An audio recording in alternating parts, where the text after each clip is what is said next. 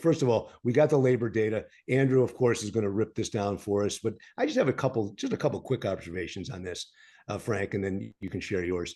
I mean, something just doesn't square with me, and I really want to hear Andrew's thoughts on it, because we see, we kind of see like the Dow Jones continuing to climb, and we clearly see a cooling labor market, and we also see wages, I think, climbing. So there's some data streams that look like they're conflicting with one another, but at the end of the day, I'm not sure they are, because the Dow Jones is going to climb based on shareholder value, ROI, EPS, which is clearly going to be enhanced by labor reduction, right? And I think that's one of the conundrums that corporate America now has. So that's just one thing on my mind, and I can't wait for Andrew's thoughts. The other thing is just a sniff test. Like I go out to a local town here in Western Mass, and I'm not sure if it's this way where you guys are, but when we go down to Northampton or Pittsfield or even into Boston, and I go get a coffee at Starbucks and lunch and a burger and go do some shopping into a movie or whatever it is, I'm noticing that the people that are serving me, that are on the other side of the counter, they kind of look like me. The demographics have changed. I'm sorry.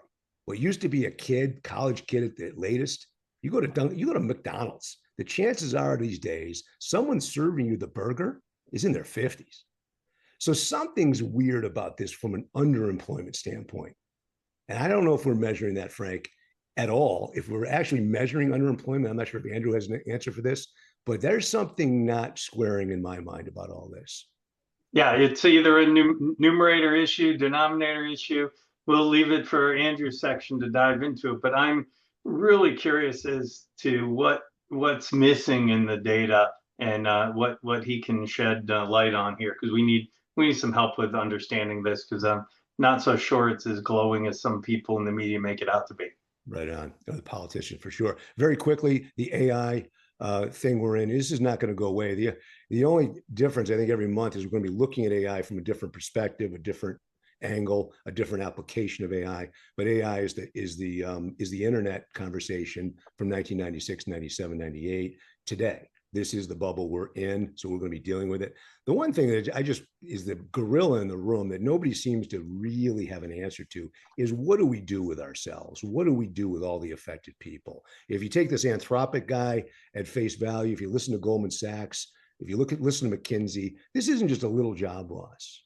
And we can talk about adapt or die. We can talk about that all we want, but you're talking about 50% of entry-level white-collar jobs, according to this guy. And my daughter's trying to find a job right now. She's 4.0 from UMass science degree. I'm not doubting this.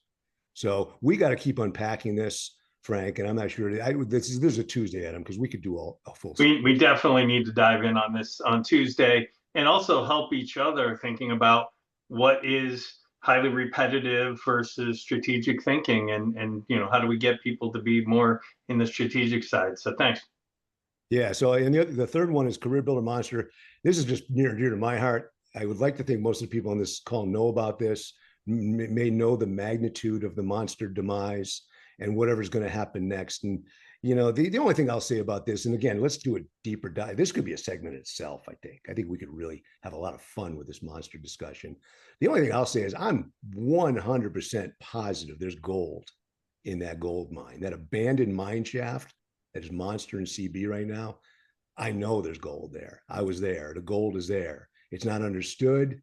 The data is rich. It's deep. The technology, there's some technology sets. The company may be dead, but there's some assets in there, Frank, that we can get. Maybe someone smart with deep pockets can get at and do something with. Especially the data alone. I mean, that the value of that is enormous. And now that we have tools that can mine data so much better than 20 years ago, there's huge value in that. It's just amazing that the last few sets of leaders haven't figured out what to do with this, and they're not terribly familiar with this industry that we amazing. It shows what happens when you have bean counters and bankers running a .com. You bet. What happens, and we'll come back to this because we could go on all day. And lastly, just Mobley, this isn't going to go away. We're waiting on the next step. Some of this is delicious. For most of you probably are aware, Judge Lynn, the judge presiding over this case, has moved it to collective status. So it's sort of a class action in the build.